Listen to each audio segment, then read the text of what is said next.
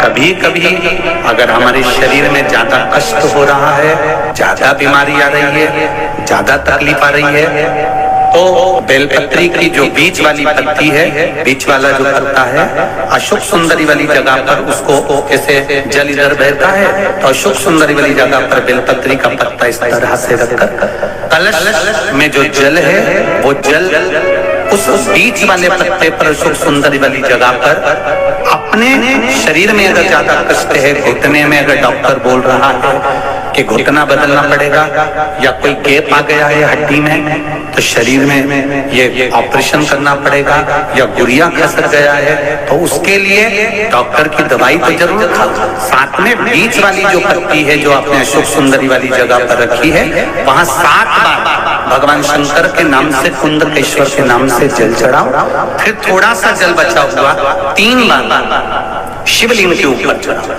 उसी पानी में से थोड़ा सा आचमन जितना पानी कलश में लेकर आ जाओ या कटोरी में लेकर आ जाओ, उसको दिन भर में 3 बार पीना प्रारंभ करो कुंदकेश्वर महादेव के नाम से और फिर 15 दिन बाद जांच कराओ, बाबा चाहेगा ऑपरेशन की जरूरत नहीं पड़ेगी।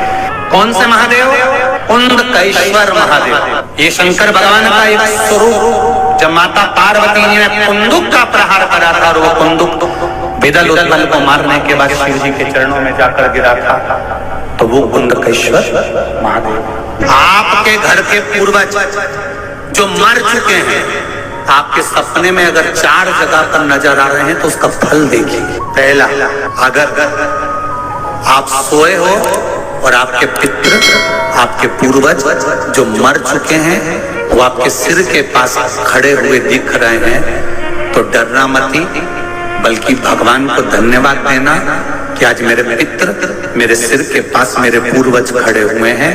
कारण जब सिर के पास स्वप्न में मरा हुआ व्यक्ति नजर आता है, जो मर चुका है, जो पितरों में चला गया, जो बहुत साल हो गए हुए और वो हमारे सिर के पास खड़े हुए स्वप्न में दिख रहे हैं, तो समझ लेना कोई खुशखबरी घर में बहुत अच्छी आने वाली है। दूसरा, वही पितृ, वही पूर्वज जो मरे हुए हैं, जो चले गए हैं, वो हमारे पांव के पास अगर नजर आ रहे हैं तो समझो कि घर में कोई तकलीफ आने वाली, उसका स्मरण। तीसरा, यदि थोड़ी सी देर के लिए हमारे पितृ या हमारे पूर्वज जो मरे गए हैं वो हमें थोड़ी सी देर के लिए दिखे और अचानक ओझल हो गए, समझ लेना कि कोई क्षण भर की समस्या हमारे सामने आएगी, उससे हमें घबराना नहीं है।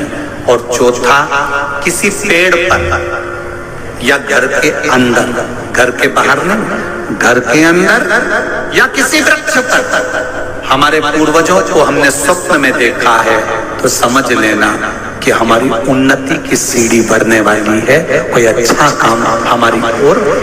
अब कई लोग कहते हैं हमारे को पितृ दिख रहे हैं, हमारे मरे हुए दादाजी दादी जी वो मर गए तो हमको दिख रहे हैं। गुरुजी कैसा होता है? शिव महापुराण की कथा कहती है, गर्ग संहिता कहती है, स्कंद पुराण कहती है। आप ध्यान तो दो कि पूर्वज पितृ कभी बुरे नहीं होते। कि यहाँ पर भी अगर थोड़ी सी भी परेशानी होती है, थोड़ा सा क्लेश होता है, अशांति होती है, लक्ष्मी नहीं टिक रही हो, काम नहीं बन रहे हो, बहुत प्रयास करा जा रहा हो और हमारा कार्य नहीं होता, तो क्या करते हैं? फिटकरी और नमक को पानी में डाल देते हैं और घर में पोछा लगा देते हैं। आप लोगों ने आजकल फेसबुक पे भी पढ़ा होगा, व्हाट्सएप पे भी पढ़ा होगा। तो क्यों लिखा उसमें? उसका कारण ही केवल ये है कि दाता और विधाता की प्रियता। दाता और विधाता लक्ष्मी और दरिद्रता के सगे भाई हैं। दाता को फिटकरी प्रिय है, विधाता को नमक प्रिय। ये दोनों हमेशा लक्ष्मी को और दरिद्रता को दोनों को समझाते थे, दोनों में प्रेम बढ़ाते थे। आपको लगे कि आपके घर में शांति बिल्कुल नहीं है, क्लेश बहुत ज्यादा तकलीफ, हमारे घर में कुछ न कुछ जरा सी बात पर विवाद होता ही है, तो प्रयास करिएगा कि आप काली तिल थोड़ी सी, 1 काली मिर्ची और 7 लौंग, क्या क्या तिल चीजें हैं?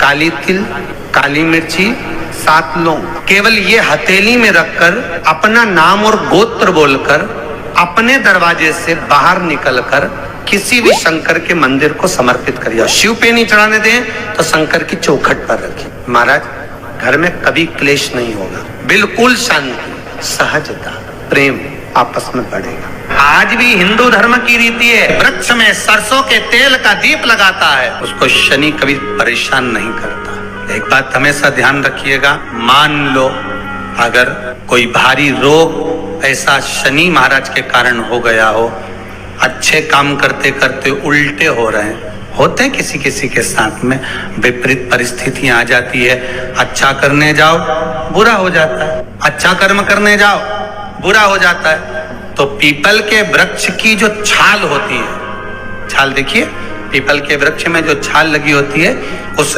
छाल को घिसकर चंदन बनाकर भगवान शंकर का स्नान कराकर, अभिषेक कराकर, पूजन कराने के बाद में पिपलेश्वर महादेव का नाम लेकर, कौन से महादेव? पिपलेश्वर महादेव का नाम लेकर वो जो घिसी हुई छाल होती है, उस छाल का तिलक भगवान शंकर को लगा लो और उसी का थोड़ा सा भाग अपने कंठ पर, मस्तक पर लगाना प्रारंभ कर दो।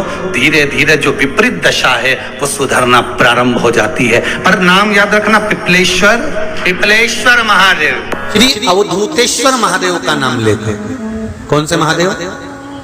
अवधूतेश्वर महादेव का नाम लेकर थोड़ी सी मूंग, हरी जो मूंग होती है, उस मूंग को गला लीजिए पानी में।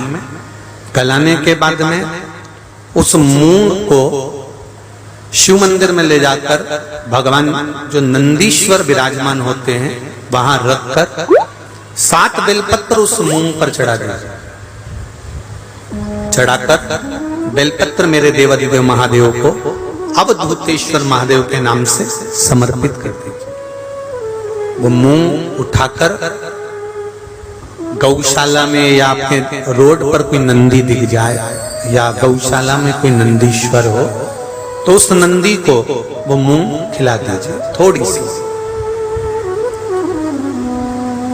3 या 4 प्रदोष करोगे, तलाक तक बात नहीं पहुंचेगी, आपस में प्रेम बढ़ जाएगा, बेटी को सम्मान मिलना प्रारंभ हो जाएगा और टेंशन समाप्त होगा, परिवार नहीं टूटेगा।